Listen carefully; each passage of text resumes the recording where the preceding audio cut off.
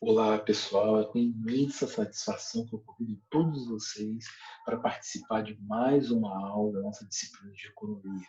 E na aula de hoje nós vamos trabalhar basicamente fazendo a leitura da realidade econômica. Como que nós vamos proceder para realizar a leitura da realidade econômica? Nós vamos ter que buscar os principais pensadores que formam o que nós já conversamos, né, sobre as escolas de pensamento econômico. Nós estamos preocupados, é importante você lembrar, nós estamos preocupados com questões metodológicas, né? Então nós vamos buscar as principais escolas de pensamento econômico, como que elas utilizam o método para fazer a leitura da realidade econômica. Então vamos lá. Bom, o texto aí que foi disponibilizado é o texto, né, do autor Nair de Souza, né, um texto de economia muito bem escrito, né, por Nair de Souza, e ele faz um resgate histórico muito importante, desde a Idade Média, lá, apresentando alguns valores, e aí eu vou tirar as partes principais, destaquei aqui para vocês e vou retirar as partes principais aí. Não tenho dúvida que vocês fizeram uma ótima leitura desse texto.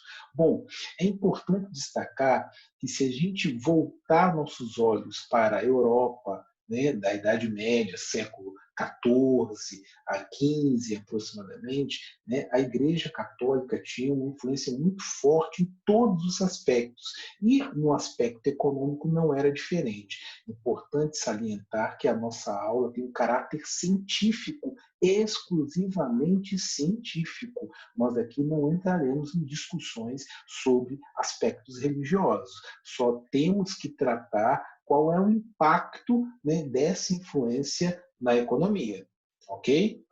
Então, a Igreja Católica tinha uma influência muito forte e aí os valores, os principais princípios da sociedade eram moldados pela Igreja Católica da época, né? E você tinha uma concepção de que na boa parte da Europa os nobres, né, eles cultuavam o ócio. O trabalho era para seres inferiores, era para, você pode pensar, né, que era para servos, era para pessoas que estavam numa condição inferior. A nobreza europeia, ela sempre ostentava o ócio. Isso era um momento onde a sociedade estava organizada dessa forma e você tinha, né, realmente essas questões que são importantes para que a gente possa analisar. Nós temos ali naquele período, né, um modo de produção feudal. É importante a gente relembrar esses conceitos, mas agora sobre a ótica econômica, né? O modo de produção feudal era uma forma de como a sociedade estava organizada para poder produzir as mercadorias, né, que seriam ofertadas para todos. Né? E esse modo de produção feudal tinha uma série de características que vocês devem se lembrar bem. Você tinha a sociedade dividida, né, em nobreza, servos, vassalos e outras coisas mais. Mas o mais importante é a gente entender que o trabalho ainda não era um elemento fundamental para a sociedade naquela época. E os valores que eram colocados para a Igreja Católica era compatível com a realidade econômica daquele momento, né? Você tinha uma concepção de que se você enriquecer determinadas formas que você utilizar, você não poderia estar utilizando para poder enriquecer, como por exemplo, né, você enriquecer da atividade financeira, né, você emprestar dinheiro, cobrar juros muito elevados, isso não era bem visto. E você tinha, na época, uma lei da usura, na verdade, né? Que era, o que era a lei da usura? Era estabelecido que ninguém poderia cobrar acima de 12%, né? Nas transações financeiras que existiam na época. E com essa lei, o grande impedimento é que se a inflação está acima desses 12%, isso inibe a atividade, né, de crédito. Isso causas, amarras ao desenvolvimento do crédito. Então, todas essas questões eram o momento vivenciado naquela época e tinha influência, né, dessas questões que é importante vocês destacarem, por isso que nós colocamos aí alguns pontos principais, né? Então, nós dizemos que nesse período na Europa estava vivendo uma transição entre o modo de produção feudal e um outro modo de produção, um modo de produção capitalista. Esse modo de produção capitalista que nós vivemos até hoje é muito importante você entender. Por quê? Porque as teorias econômicas, o que está por trás das decisões econômicas, vão refletir o modo de produção onde a sociedade está organizada para produzir as mercadorias. Então, o modo de produção feudal já estava entrando em colapso, você tinha o surgimento do modo de produção capitalista, uma nova forma de pensar a economia. Né? E daí nós passamos pela primeira escola, que é importante a gente destacar, né? A escola mercantilista.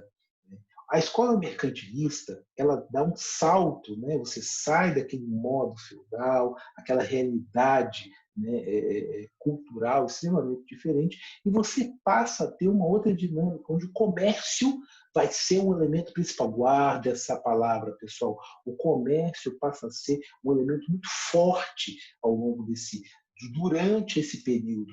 Nós estamos aí em torno do século XV, né? Aproximadamente 1450. Nós temos aí, na Europa, uma grande transformação. Você tem, eu coloquei para vocês, o nascimento cultural, científico. A ciência passa a ganhar força. Né? Algumas explicações que antigamente você satisfazia com respostas religiosas, né? Respostas em cunho, né?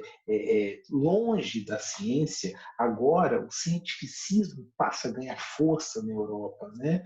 E você tem um novo rumo que é importante a gente destacar.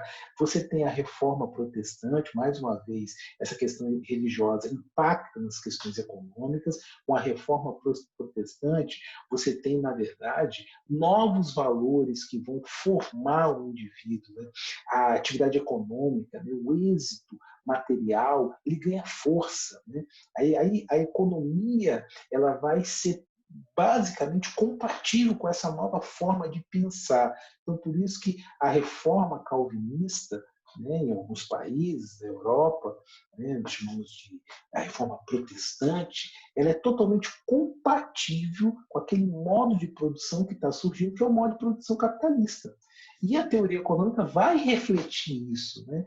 Você tem uma mudança do eixo econômico, né, do Mediterrâneo ali, nas proximidades da Itália, você tem uma mudança desse eixo para Londres, Amsterdã, Lisboa. Né? Você tem uma lógica do comércio se desloca, né? Do Mediterrâneo para Inglaterra, né? Holanda, Portugal, passam a ser grandes centros, grandes metrópoles.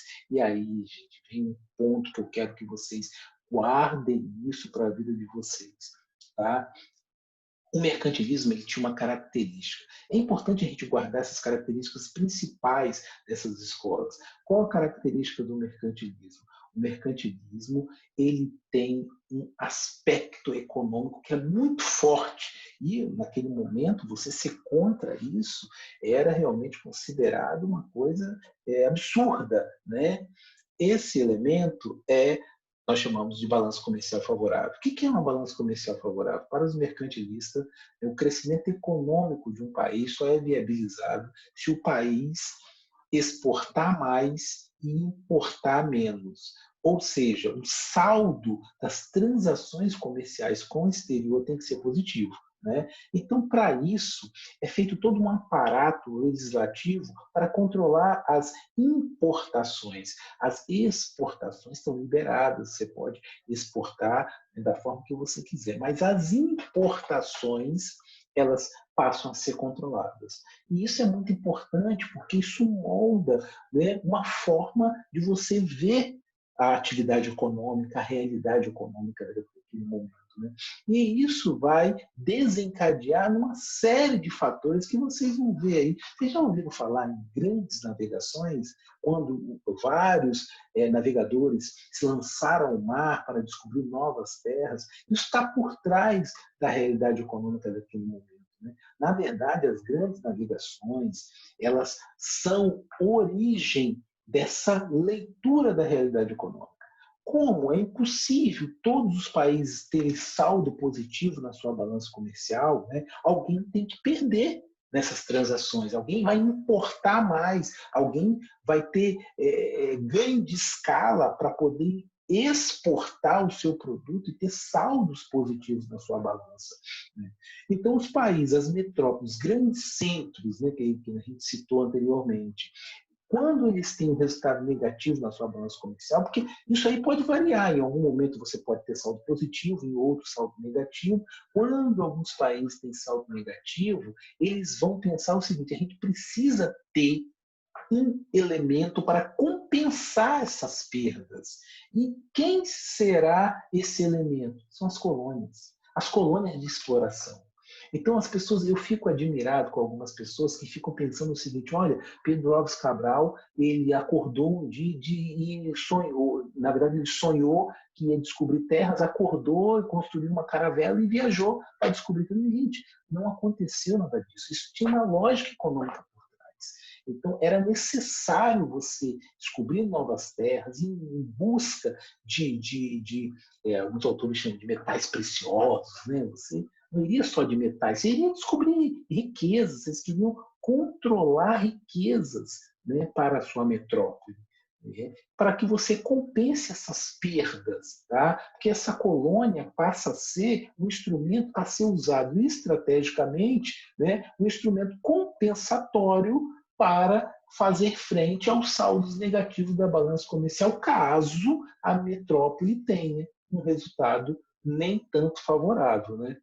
E aí, gente, é importante a gente pensar no seguinte: o modo de produção, como eu havia falado, é a forma como a sociedade se organiza para produzir as mercadorias. Né? Então, a forma que a sociedade estava organizada nesse momento, nós estamos falando do século XV, né, colocava o seguinte: o comércio é o elemento gerador de renda. Como que o comércio vai ser um elemento gerador de renda? Muito simples. Né? Você compra mercadoria, adquire mercadorias mais em conta, né, com preço baixo, e vende essas mercadorias por preço alto. Essa era a lógica desse momento também. Né? Você adquire essas mercadorias. Onde que eu vou adquirir essas mercadorias? Na Ásia, em alguns países da Ásia, e na África. Muitas das vezes, essas mercadorias eram adquiridas através de saques. Você ia, né, na África e em outros países, saqueava os povos nativos, né, adquiria quinquilharias e outros produtos, levava para a Europa e vendia a preço de ouro esses produtos. Então, toda essa lógica está por trás da realidade econômica, e a teoria econômica vai refletir isso. Né? Só que tem um detalhe: o capitalismo, gente, teve uma vez que uma aluna me pediu uma explicação mais simples sobre o capitalismo, né? E aí eu pensei no seguinte: numa borboleta. Né? O capitalismo é como se fosse aquele ciclo de vida da borboleta, né? Do casulo, aquela borboletazinha que está dentro do casulo, ela começa a crescer, o casulo passa a ser pequeno para ela, ela tem que sair daquilo ali, porque não cabe mais ali dentro. Então, ela tem uma espécie de metamorfose, e é isso que o capitalismo vai ter, uma metamorfose. Naquele momento, nós estamos diante de um capitalismo comercial, onde o comércio é o elemento gerador de renda. Né? E com isso eu tenho que ter saldos positivos para que o meu país tenha renda suficiente para crescer.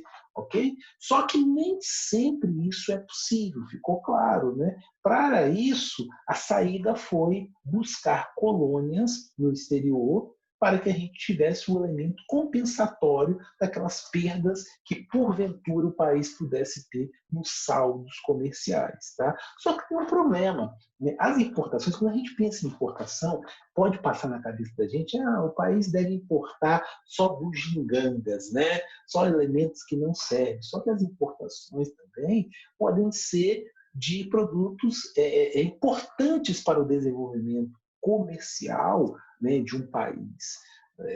Nós temos que pensar o seguinte: nós estamos diante, na Europa, de uma revolução tecnológica, né, com o Renascimento, grandes descobertas, né, e tudo isso vai demandar importações, né, de maquinário, mesmo que rudimentar, mas vai exigir essas importações. Então, o controle da importação, que era um dos elementos cruciais do mercantilismo, faz com que você tenha uma asfixia nessa dinâmica com o passar do tempo, né? E vai ser o ponto de fragilidade desse momento. Né? Então, essa escola mercantilista vai chegar um período, eu chamo de a escola ficar hegemônica. Né? O que é a escola ficar hegemônica? Hegemônica é a escola ficar dominante, onde o pensamento, né, geral, né, o pensamento na maior parte dos territórios que você possa ir, né, são basicamente os pensamentos metodológicos daquela escola. Tá? Com isso, o mercantilismo vai perder força e aí nós vamos ter o surgimento de outras escolas. Eu quero deixar bem claro que essas escolas elas podem ser contemporâneas, existir no mesmo período. Né? Entretanto, uma pode se sobressair em relação à outra. Tá? Antes de entrar na próxima escola, é importante a gente destacar, o autor aí traz elementos importantíssimos aí, que é o desenvolvimento do capitalismo ao longo do tempo.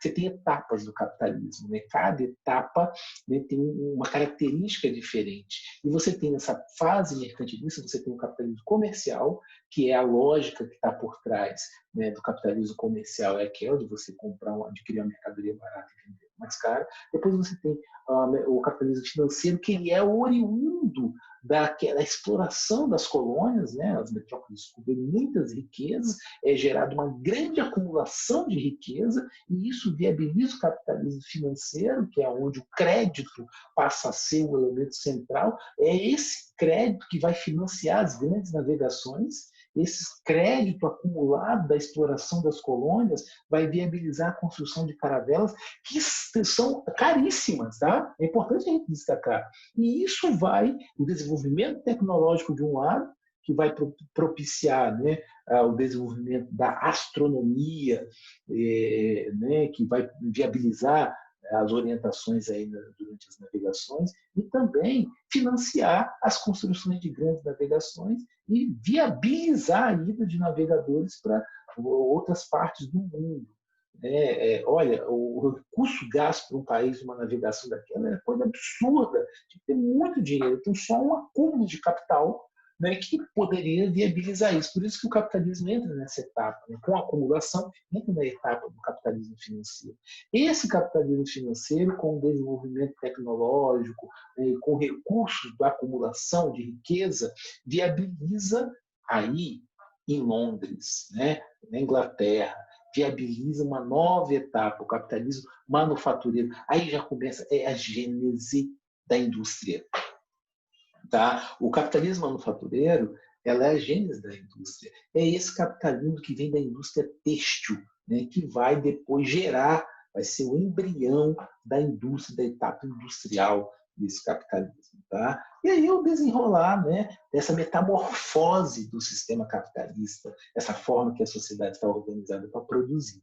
Né? A gente chega no capitalismo industrial, uma revolução industrial, né, no século XVIII, na Inglaterra, depois vai se espalhar pelo mundo. Tá? Lembrando que é século XVIII, né, nós estamos aí no ano de 1750, aproximadamente, aí na Revolução Industrial. Tá? Depois nós temos uma nova etapa do capitalismo, que o capitalismo se junta a grandes grupos, e nós vamos chamar de capitalismo monopolista. É um grande grupo, uma grande empresa controlando um setor inteiro. Né? Então essa é a nova etapa do capitalismo.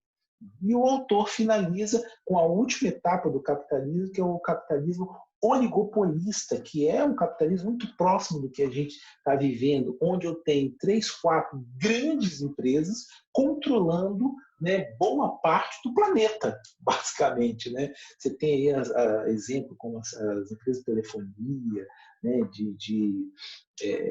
as empresas também de TV por assinatura, né? São 3, 4 aí que controlam basicamente aí o sinal em boa parte aí do país, né? Se bobear em boa parte do mundo. Isso é um oligopólio. É você ter 3, 4 empresas, 5 no máximo, aí concorrendo entre si, são grandes grupos, né? E controlando boa fatia da demanda do mercado. Eu vou abrir um parênteses e citar mais uma etapa do capitalismo, né? Que é a etapa atual, na minha opinião, tá?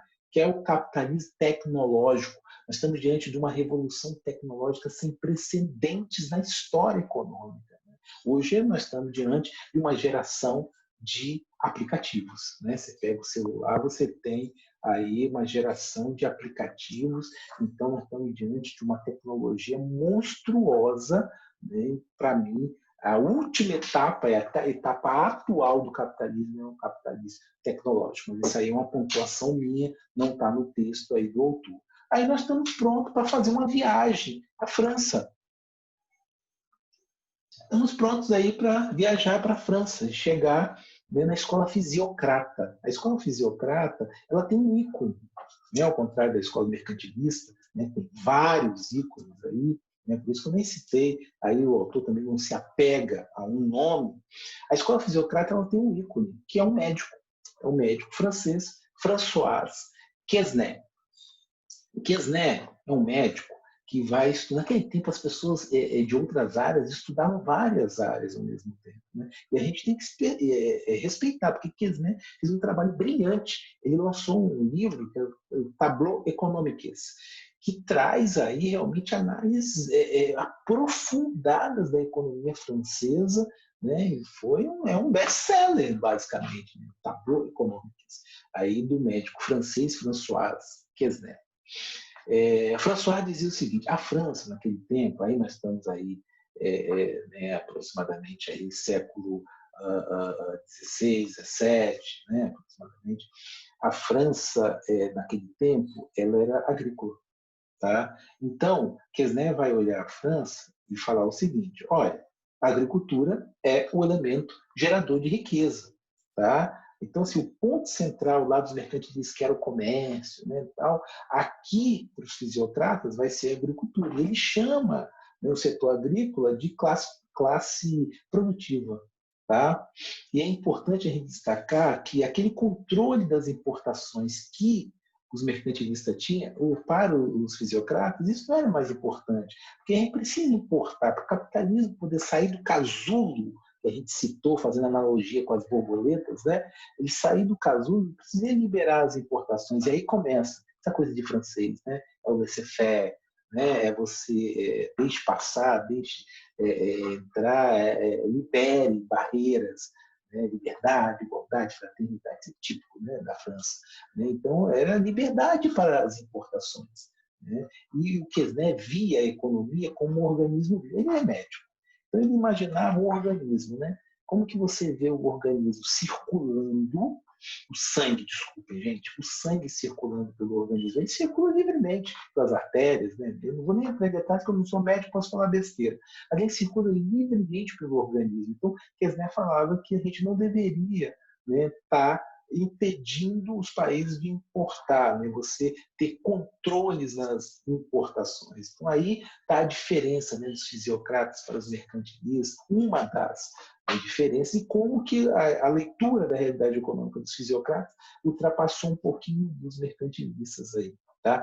E o Quesnay chamava as outras, né, os outros setores da economia, aí você tem o comércio, indústria e serviços, a gente chamava de classe estéril. Então, o que é uma classe estéril? Ela não gera renda por si só.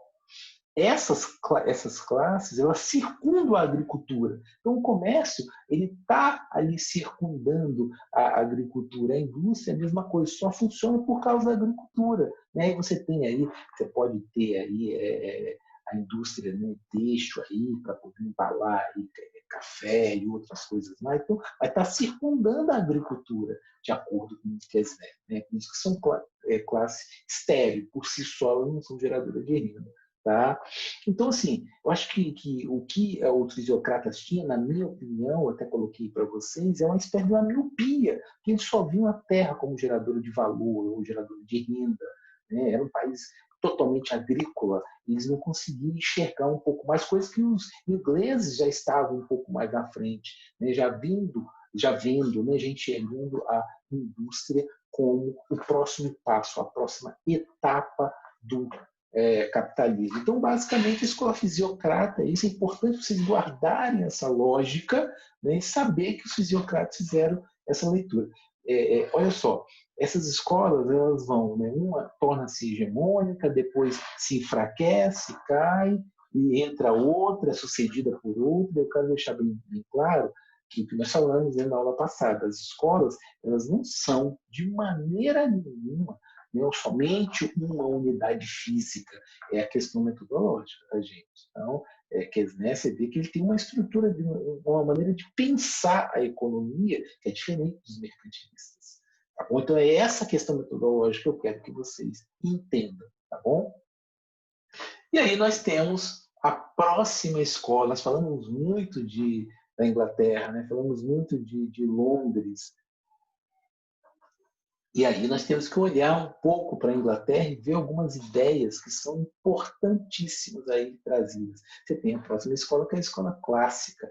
E aí um dos ícones da escola clássica é um autor que todo aluno de graduação tem que ler, tá? É o Adam Smith, né? Adam Smith, você tem aí, já estamos no século XVIII, né? Adam Smith viveu aí aproximadamente 1723, 1790, e aí deixou um legado, que é a sua obra, dentre outras também, né? Mas a principal, A Riqueza das Nações, fala um pouquinho da fábrica do alfinete aí, e é fantástico, você tem que ler esse livro aí de Adam Smith, tá? Um dos ícones da escola clássica, que traz grandes contribuições para a teoria econômica, mas grandes contribuições mesmo, tá?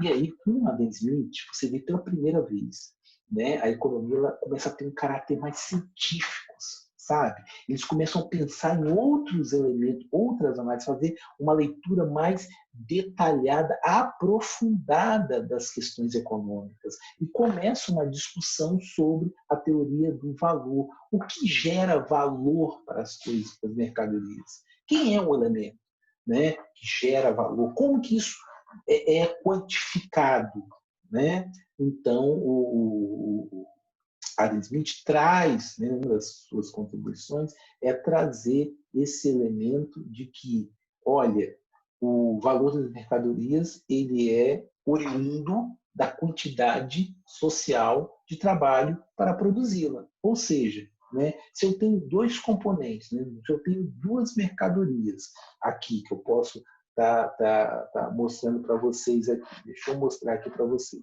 Eu tenho um celular aqui na mão, né? Tenho essa mercadoria, tá? E eu tenho uma outra, vamos colocar aqui, eu estou sem outra agora no momento, uma caneta. Quem vai ter mais valor para a escola clássica? Vai ser aquele elemento onde eu gasto mais tempo para produzi-lo, né? Eu acho que eu achei uma canetinha aqui. Então, eu tenho celular e caneta. Quem eu gasto mais tempo? Eu gastei mais tempo para produzir o celular, então ele tem mais valor. Então, é o tempo médio, né? Social, se fala, né? É o tempo médio. Isso aí é um dos alicerces da economia moderna, né? Você traz uma grande contribuição. Foi para a escola clássica que a gente teve essa grande contribuição, né? E Adam Smith veio, né, com outro elemento que nós chamamos aí na economia muito conhecido, né, a mão invisível de Adam Smith. Né? Smith ele traz esse componente, né, que é a mão invisível, que na verdade a mão invisível, né, é que o mercado ele tem uma espécie de um automatismo, que se a gente está numa situação de crise, vamos supor, de desemprego, você deixa as forças de oferta e demanda se interagir, que aquela situação vai conseguir se reverter. E a gente vai sair de um ponto de equilíbrio para o outro. Lembra lá dos modelos que a gente viu? A gente sai do equilíbrio A e para o B? É isso. As forças de oferta e demanda interagem e a gente sai de um ponto de equilíbrio e vai para outro ponto de equilíbrio. Isso significa o automatismo do mercado, né, estabelecido pelo Adam Smith. E aí ele fala, isso chamou, né, classicamente, da mão invisível. O que faz esse automatismo? Não se sabia ainda naquele tempo, né? Quais eram os elementos, né? Por isso que a mão invisível do Adam Smith ele faz com que esses elementos se interajam entre oferta e demanda e consigam reverter qualquer situação de crise do mercado.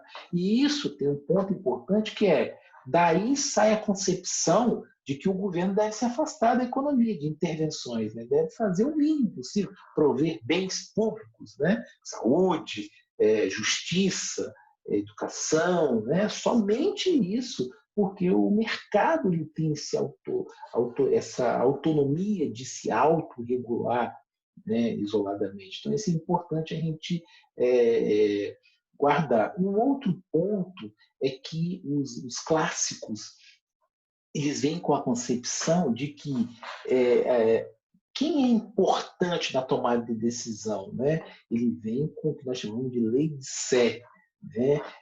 A produção é importante. Então é o seguinte, é como se as decisões de produzir é o elemento principal. O empresário decide, eu vou produzir 400 mercadorias, né?